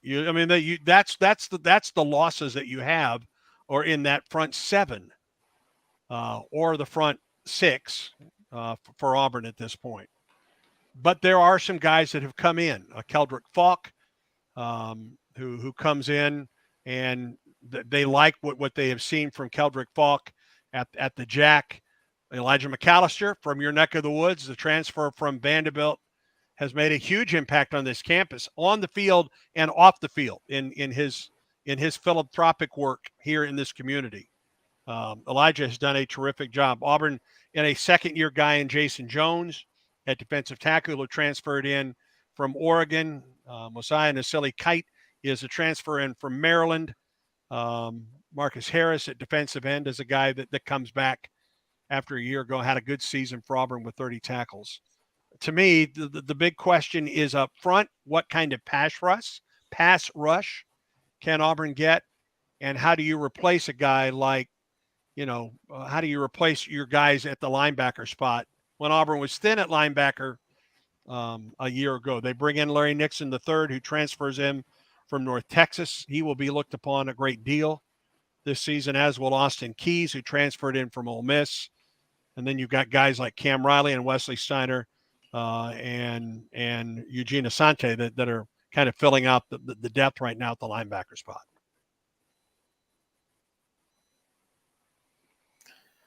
Man, should be an interesting year. And I'd just like to point out that collegefootballnews.com in their schedule predictions has Auburn beating Alabama on the Plains. And boy, that would be the turnaround of the century, wouldn't it, Andy? Well, if that's the case, I look forward to it. I'll be ready for that one. I bet you will. Crazy things happen. Well, let me say this. Crazy things happen in the Iron Bowl at Jordan-Hare Stadium. We've seen it before. How many times have I said it? You've said that more than once. Yeah, so we'll see. Andy, we appreciate it, man. Thank you, and look forward to keeping up with you and catching up with you again soon. Mo, Chris, I appreciate your time, guys. Have a great one. Thank you. You too. All right. It is time for the weirdest and wildest news from across the world. We'll take a quick break. Wild and Wacky. It's Wild and Wacky Wednesday. So stick around right here on Main Street Sports Today, presented by Mid-Tennessee Bone and Joint. Back to the Lee Company studio in a moment.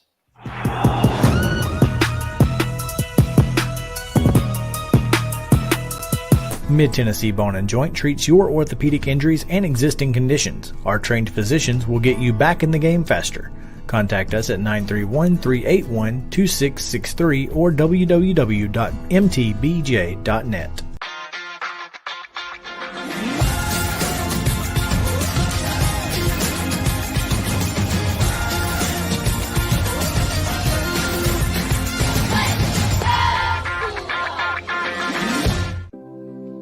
Custom Stone Handler supplies over 600 distributors and suppliers with quality stone products. Along with River Stone, we produce and distribute over 100 building, landscape, and other bulk products. Our goal is to provide quality products, service, and partnerships to ensure our customers' success. We firmly believe that the measure of any person or company is how they treat other people and customers. Give them a call at 931-490-4990 or visit CustomStonehandlers.com. With Lee Company technology, the best handymen are hands-off. Lee Company techs have been using visual findings and other smart technology tools for years to add transparency and virtually take customers along. You see what we see, whether we're in a crawl space or on a roof. With Lee Company, technology helps us help you, no matter what's happening in the world or at your house. You can't see the sights without the sounds. From the crack of the bat to the roar of the crowd and everything in between, discover what Hit City has to offer. Spend your nights cheering on the Nashville Sounds at First Horizon Park with giveaways, fireworks shows, theme weekends, and more. Single game tickets are on sale now. Visit NashvilleSounds.com to claim your seat today. Piggly Wiggly, located in Neely's Mill Shopping Center, is Columbia's locally owned and operated Cost Plus 10 grocery store dedicated to serving the community with low prices and smiling faces. Piggly Wiggly offers fresh, hand-cut meats daily, as well as daily hot plate lunches from their deli counter. You're certain to see smiling faces and a helping hand when you're here at Piggly Wiggly. Come by and check out our fresh produce, high-quality meats, and more. Down home, down the street, we'll see you at the Pig.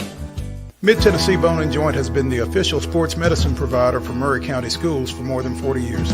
We specialize in orthopedic service, and our Ortho Quick Walk-In Clinic lets you bypass the ER.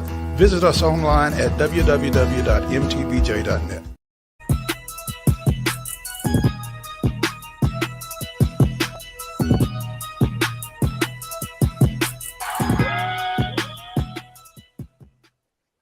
Welcome back in Main Street Sports Today, presented by Mid-Tennessee Bone and Joint. I was waiting for like an echo or something, but we didn't get one this time. But it didn't come. Yeah.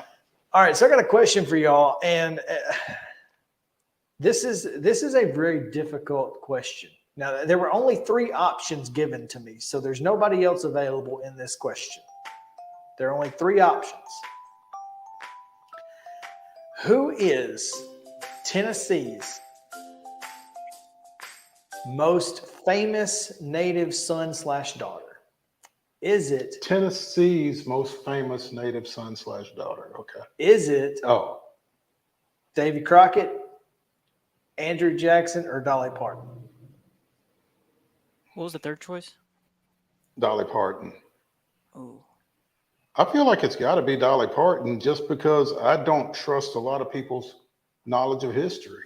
Well, to know that David Crockett or Andrew Jackson are from Tennessee. 50, 60 years ago would have been, and even with Dolly today, 50 or 60 years ago, you asked that question, it's probably a different answer with the Disney adaptation of Davy Crockett. And as people from Lawrence County will tell you, by the way, Davy Crockett is not a real person. That was a Disney creation. David Crockett, however, was the man, the myth, the legend. But yeah, I mean, I think it's probably Dolly because of the worldwide fame that she likely carries. But it was a really intriguing question because I was like, I don't know that I could answer that incorrectly. I'd agree with that. It was. I just thought that was a very good question. You had one earlier. You posed. What's more impressive? What Shohei Ohtani is doing right now, or what Bo and Dion did back in the late 80s, early 90s? Shohei doing it in baseball, both on the mound and at the plate. Bo and Dion doing it in two different sports. Yeah, you know, I consider Bo Jackson, in my opinion, to be the greatest athlete to ever live. So I think if you're talking about doing it at the level they're doing it, I think Bo being an all-star and an all-pro in two different professional sports is more impressive to me. I still think Shohei Ohtani is as good, if not better, than anybody we've ever seen in the game of baseball as an all-around player.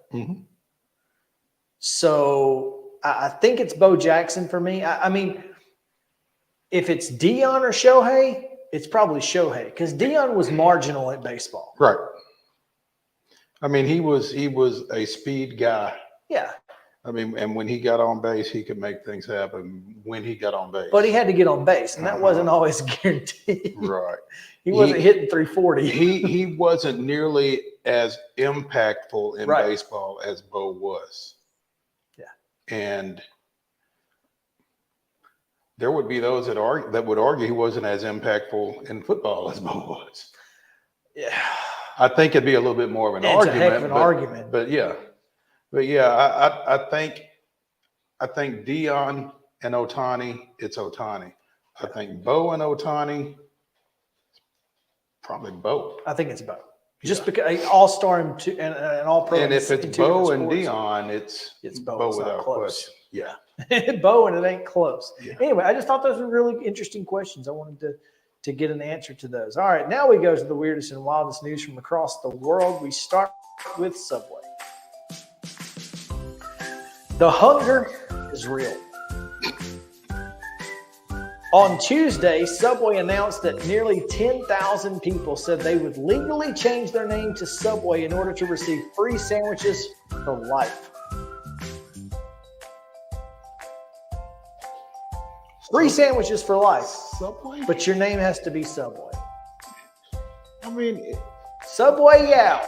No, they just don't have their same ring to it. Jersey Mike's, maybe, but not Subway. I could be Jersey Mike. Yeah.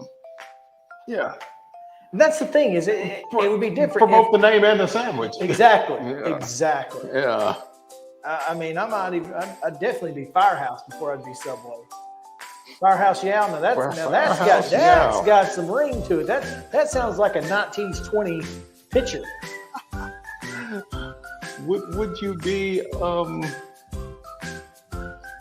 be Jimmy John's Yow? Jimmy John Yow. Heck yeah. Old JJ.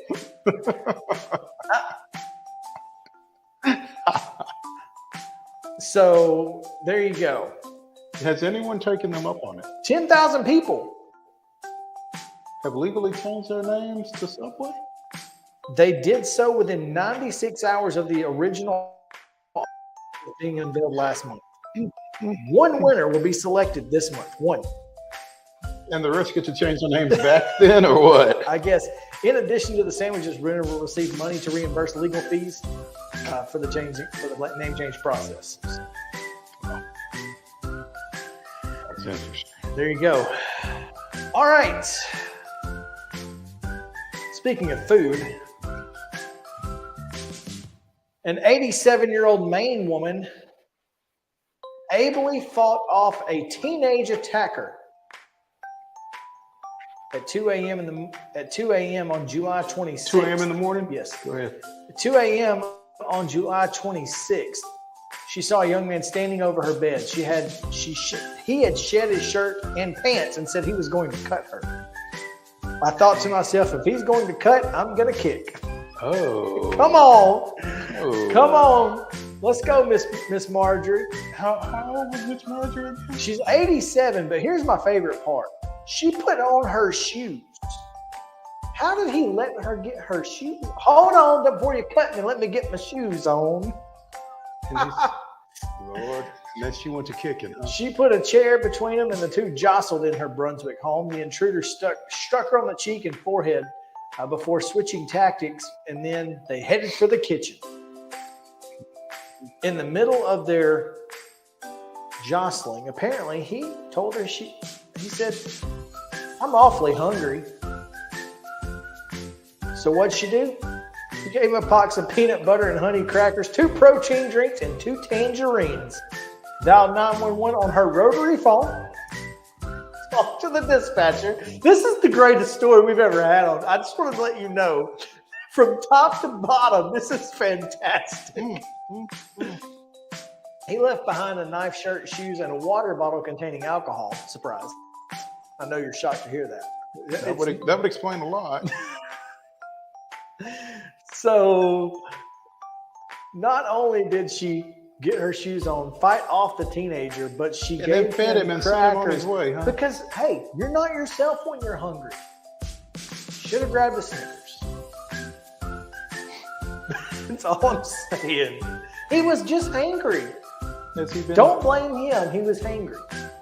You can't blame anyone for what they did. I'm sorry for the things I did when I was hungry, right? You can't be mad at him at this point. You can, however, arrest them. You can, in fact. 87-year-old Marjorie Perkins has become a bit of a celebrity since the attacks, but she says, I feel safe in my home where she's been for 42 years, but does worry about rampant crime. I think our law has just folded up. People aren't afraid of anything anymore. Well, I guess as long as she got her peanut butter and honey, she feels confident. This was in Brunswick, Georgia, I tell you. No, Maine. Oh, Brunswick, Maine. Oh, okay. She up there. That's okay. All right. You've heard of snakes on a plane. Well, I need Dad, I know you're watching this. I need you to listen. We have to call my grandmother when this show is over because an Iraqi aircraft was due to depart from Dubai, where my grandmother is going, in just a few months. When it turns out a bear slipped from its crate in a cargo hold. That's right, a bear. So the bear got out of its crate and is loose on a plane in the cargo. Just running amok. It was being transported to the Iraqi capital. The official who spoke on condition of anonymity because he's not authorized to speak on the matter publicly declined to name the animal's owner. Keeping predatory animals as pets in Iraq has become popular among the wealthy. But I don't think I'm going to be putting it on a plane that I will be riding in. Not happening. So how did they get, or did they get the bear? Yes, it was like a baby. It was like a tiny bear. Oh, well, never mind. Yeah, it was like a tiny bear who certainly wasn't scared or anything. Now, staying in bear world, with a record heat wave surging in California, one furry local found the scorching temperatures to be more than he could bear. So he took matters into his own paws, found a nice backyard pool, and just sat in like he's in a hot tub. Just chilling, literally. 3:30 in the afternoon, The bear was chilling in a whirlpool bath among a hillside home in Burbank. You come home, go out to the pool, and there's a bear in it? A bear, a whole bear, just chilling in the pool. You can't be mad at the bear. It's hot.